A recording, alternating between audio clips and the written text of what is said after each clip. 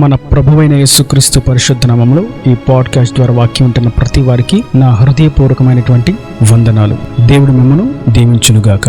క్రీస్తు యొక్క జననము గురించి బహుశా తెలియని వారు ఎక్కువ ఉండకపోవచ్చు. దాని అర్థం 95% క్రీస్తు యొక్క జననమును ఎరిగిన వారే. అంగీకరించినా అంగీకరించకపోయినా క్రీస్తు అనేటువంటి ఒక దైవ మానవుడు జన్మించాడు అన్న సంగతి అందరికీ తెలిసి ఉన్నది. అయితే ఆయన ఎందుకు వచ్చాడు, ఎలా వచ్చాడు, ఏమి జరిగించడానికి వచ్చాడు, ఆయనకు కర్తవ్యం ఏమిటి అనే విషయాలు అనేకులకు తెలిసి ఉండకపోవచ్చు. అయితే నేడు ప్రభు ఒక ప్రత్యేకమైనటువంటి విషయాన్ని ఈ క్లుప్త సందేశం ద్వారా మన మధ్యకు తీసుకుని వచ్చారు. అదేదనగా మత్తయి సువార్త 2వ అధ్యాయము 2వ వచనం. యూదుల రాజుగా పుట్టినవాడు ఎక్కడ ఉన్నాడు, తూర్పు దిక్కున మేము ఆయన నక్షత్రము చూచి ఆయనను పూజింప వచ్చితమని చెప్పేరి. ఇక్కడ చదివిన వాక్య భాగంలో తూర్పు దేశపు జ్ఞానులు బెత్లెహేముకు వచ్చారు. వారి ప్రయాణం కొనసాగింది. హేరోదు అనేటువంటి రాజు, ఆ దేశానికి రాజు కాబట్టి రాజకుమారుడు రాజవంశంలోనే జన్మిస్తాడు అని హేరోదు వాళ్ళ ఇంటికి వెళ్లి, మీ కుటుంబంలో జన్మించిన శిశువు ఎక్కడ, రాజకుమారుడు ఎక్కడ అని,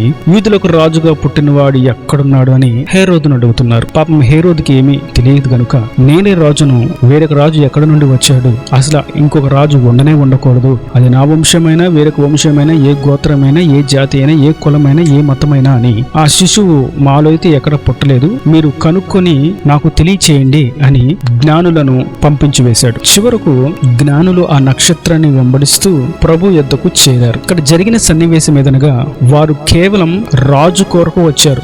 వారి యొక్క ఊహాగానాల్లో జ్ఞానులు గనక ఎంతో వేడుకగా ఆ యొక్క సంబరాలు ఉంటాయి అని ఎన్నో ఆలోచనలతో, సంభ్రమాశ్చర్యములతో, కుతూహలంగా ఆ రక్షకుని చూడాలని ఆశిస్తూ వచ్చారు. చివరకు ఆ నక్షత్రం వారిని ఎక్కడికి తీసుకొచ్చింది అనగా, ఇదే 2వ అధ్యాయం మత్తయి సువార్త 9వ వచనం. వారు రాజు మాట విని బయలుదేరి పోవుచుండగా, ఇదిగో తూర్పు దేశమున వారు చూచిన నక్షత్రము ఆ శిశువు ఉండిన చోటికి మీదుగా వచ్చి నిలిచి వరకు వారికి ముందుగా నడిచెను. వారు ఆ నక్షత్రమును చూచి అత్యానందభరితులై ఇంటిలోకి వచ్చి తల్లి అయిన మరియను ఆ శిశువును చూచి సాగిలపడి ఆయనను పూజించి తమ పెట్టెలు విప్పి బంగారమును, సాంబ్రాణిని, బోలమును కానుకలుగా ఆయనకు సమర్పించిరి. ఇక్కడ జరిగిన సన్నివేశం, ఆ నక్షత్రం వెంబడిస్తూ వచ్చినటువంటి తూర్పు దేశ జ్ఞానులకి ఆయన ఎక్కడ ఉన్నాడో ఆ నక్షత్రం అక్కడ నిలిచి ఉంది. వీరు సరిగ్గా ప్రభువును చేరుకున్నారు, రక్షకుడిని చేరుకున్నారు. ఇంతకీ ఆ రక్షకుడు ఎలా ఉన్నాడు, ఆయన జనన విధానం ఎలాగ జరిగింది అని మనం చూసినట్లయితే లూకా సువార్త 2వ అధ్యాయము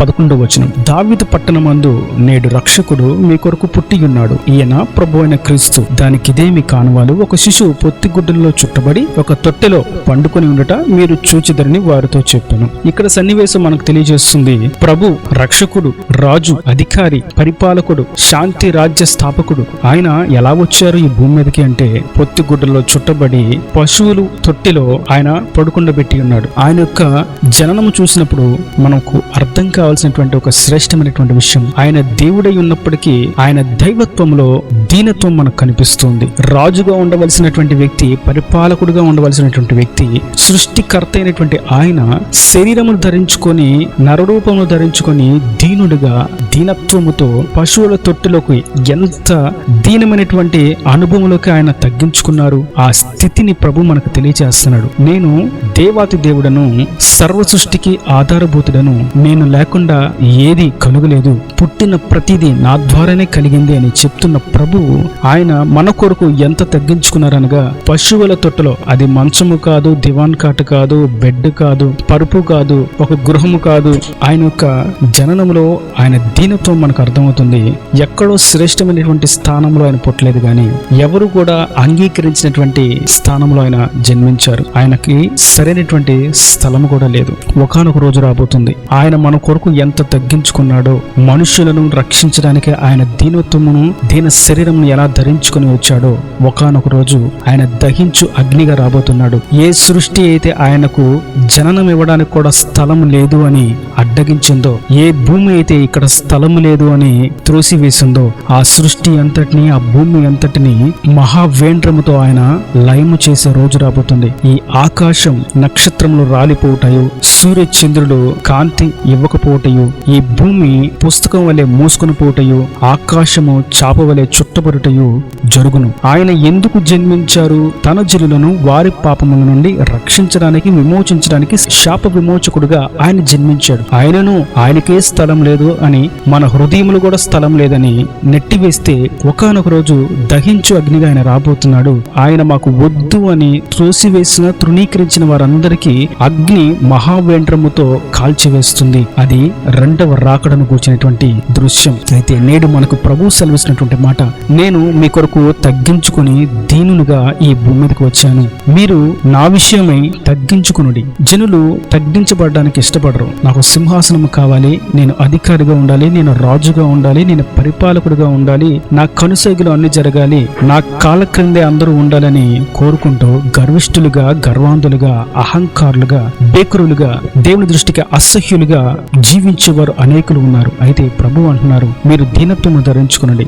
నీ ఎదుట ఉన్న వారి దగ్గర నీవు దీనత్వము అనేటువంటి వస్త్రము ధరించుకోవాలని ప్రభు సెలవిస్తున్నారు. కారణం, తనను తాను తగ్గించుకుని వాడే హెచ్చించబడతాడు. ఇప్పుడు ఆయన దీనత్వం బట్టి మనము తగ్గించుకొని ఆయన ఎద్దుకు వచ్చిన ఎడల ఆయన మనలను పరలోక రాజ్యానికి వారసులుగా, హక్కుదారులుగా, యాజక సమూహంగా చేస్తాడు. జ్ఞానుల గురించి మనం చూస్తాము. వారు ఆయన ఎద్దుకు వచ్చి, మనం చదివిన భాగంలో జ్ఞానులు ఆయన ఎద్దుకు వచ్చి సాగిలిపడి నమస్కరించి, వారు జ్ఞానులైనప్పటికీ, ప్రపంచంలో వాళ్ళు జ్ఞానులుగా పిలువబడినప్పటికీ వారు ప్రభు ఎద్దుకు వచ్చి శిశువును చూచి ఆయన బాలుడిగా ఉన్నటువంటి ఆశ్రమంలోనే సాగిలపడి ఆయనను పూజించారు. జ్ఞానులే ఆయన ఎదుట సాగిలపడిన ఎడల మనం ఏ పట్టివారం? వారు నక్షత్రమును చూచి ప్రభు పుట్టాడు అన్న సంగతిని గుర్తించినటువంటి జ్ఞానులు నేడు ప్రభు పుట్టాడు అనేటువంటి మాట స్పష్టంగా వినబడుతున్నప్పటికీ ఆయనను గుర్తించలేని అందులు ఎంతో మంది ఉన్నారు. అయితే జ్ఞానులు నిజమైనటువంటి జ్ఞానులే, పరిశుద్ధాత్ముడే రాయించాడు వారు జ్ఞానులు అని. అటువంటి వారే ప్రభు ఎదుట సాగిలపడినప్పుడు మనం ఏ పట్టివారము?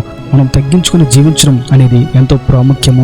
ఈ పాఠ్య భాగం ద్వారా ప్రభు సెలవిస్తుంది, నేను తగ్గించుకున్న రీతిలో మీరును తగ్గించుకుని, నేను మిమ్మల్ని రక్షించడానికి వచ్చిన రీతిన మీరు రక్షణ కొరకు నా ఎద్దుకు రండి. నేను మిమ్మల్ని రక్షించి పరలోక రాజ్యానికి వారసులుగా చేస్తాను. ఒకవేళ నన్ను తృణీకరించినట్లయితే, నన్ను వద్దు అని అన్నట్లయితే, ఈ సృష్టికి పట్టేటువంటి గతి ఆ దినమున నన్ను తృణీకరించిన వారికి పడుతుంది. అది రెండవ మరణమును గూర్చి, నరకమును గూర్చి ఆయన తెలియజేస్తున్నాడు. కనుక నేడు రక్షణ దినం. ఆయన జన్మించి 2024 సంవత్సరాలు అయినప్పటికీ నేడే ఆయన పుట్టాడు. నేడు రక్షకుడు మీ కొరకు పుట్టి ఉన్నాడని ఏ రోజుకు ఆ రోజు, ఈ రోజైనా నేను కొరకు పుట్టానని గుర్తించి నన్ను చూస్తారా, నా ఎదుకు వస్తారా అని ప్రభు ఎదురు చూస్తూ ఉన్నారు. అందుకే యెషయా ప్రవచన గ్రంథంలో చూస్తాం, అవిధేయులైన తిరుగుతున్న వారి కొరకు దినముల్లా ఆయన చేతులు చాచి ఉంచాడు. అవును, ప్రభు ప్రతిరోజు మన కొరకు చేతులు చాచి ఉంచాడు. ఇంకా ఆయనను ఎరుగక, ఆయనను దృష్టి ఉంచక, ఆయనలో ఉన్నటువంటి దీనత్వమును ఎరుగక, తగ్గింపు జీవితం లేక గర్వాంధులుగా, దేవునికి వ్యతిరేకంగా, అసహ్యులుగా ఎన్నాళ్ళ మటుకు జీవించగలము? సమయం రానున్నది. ప్రతి ఒక్క గర్వపు క్రియకు సమాధానం కూడా రానున్నది. ప్రతి ఒక్క అవిధేయతకు తీర్పు కూడా రానున్నది. ప్రకటన గ్రంథంలో ఈ సృష్టి అంతా లయమైపోతుంది అని రాయబడి ఉన్నది. ఎందుకని అని అనగా, ఆయన జన్మించడానికి స్థలం లేదు అని, ఇక్కడ నువ్వు పుట్టకూడదు అని ఎక్కడ కూడా స్థలం అనుగ్రహించలేకపోయింది. నేడు ఆయన మన హృదయంలోకి రావడానికి, మనం ఆయన కొరకు జీవించడానికి, దీనత్వము ధరించుకొని ఆయన సాక్షి నిలబడడానికి, మనల్ని మనం సమర్పించుకొనని ఎడల ఆయన ఉగ్రతను ఏ విధంగా తప్పించుకొనగలము? ఆయన దీనత్వముతో సాత్వికుడిగా, శాంతికరుడిగా, శాంతి రాజ్య స్థాపకుడిగా, సమాధాన కర్తగా ఉన్నప్పుడే ఆయన ఎద్దుకు చేరుదాం. ఆయన ఉగ్రుడై, ఆయన బేకురుడై, ఆయన దహించు అగ్ని అయి రానున్నప్పుడు ఆయనను ఎవరు ఎదుర్కొనలేరు. కనుక ఆయన ఎదుట మనము సాగిలపడదాం. ఆయనే దేవుడని గుర్తించి ఆయనకు మన జీవితాన్ని సమర్పించుకుందాం. క్రీస్తు ధరించుకున్నటువంటి దీనత్వమును మనము ధరించుకుందాం. ప్రతి వారము మన తోటి విశ్వాసిని, తోటి సహోదరులను, తోటి కాపరిని, తోటి సేవకులను ప్రేమిస్తూ, గౌరవపరుస్తూ, మనల్ని మనం తగ్గించుకుంటూ, దీనులుగా మనం కొనసాగుతూ, ఆత్మీయ గుణమును వెళ్ళబుచ్చుతూ, ప్రకాశించు జ్యోతుల వలె ఆయన కొరకు వెలిగింపబడిన వారముగా, అనేకులు జీవ మార్గం నడిపించేటువంటి జ్యోతులుగా మార్చబడదాం. నిత్యరాజ్యానికి వారసులుగా చేర్చబడదాం. ఈయన దేవుని మాటల ప్రతి వాని హృదయంలో నీరుకట్టి ఫలింపచేయును గాక. ఆమేన్. God bless you. తలలో మంచి కన్నుల మోసటైతే మీ కొరకు చిన్న ప్రార్థన. ప్రేమ స్వరూపి కరుణ కటాక్షం గల తండ్రి, నా ప్రభు ఇప్పటి వరకు నీ కృపలో భద్రపరిచిన వాక్యం ప్రతి బిడ్డల కృపతో జ్ఞాపకం చేసుకుని అలాగే దీవించిన ప్రతి వసతి అక్కరుని మహిమశలు తీర్చండి. శుభ దినం వేళ వారి యొక్క కొదువులు కొరతలు తీసి వారికి బహుమానాలను అనుగ్రహించి నెమ్మదిని, సమాధానాన్ని, సంతోషాన్ని, సాత్వికమును, తగ్గింపును, దీనత్వమును కలుగొచ్చేసి నీ స్వరూపముగా మార్చి రాకడ రాజ్యాన్ని సిద్ధపరచమని యేసు పరిశుద్ధ నామమున ప్రార్థించి వేడుకుంటున్నాను తండ్రి. ఆమేన్. ఆమేన్.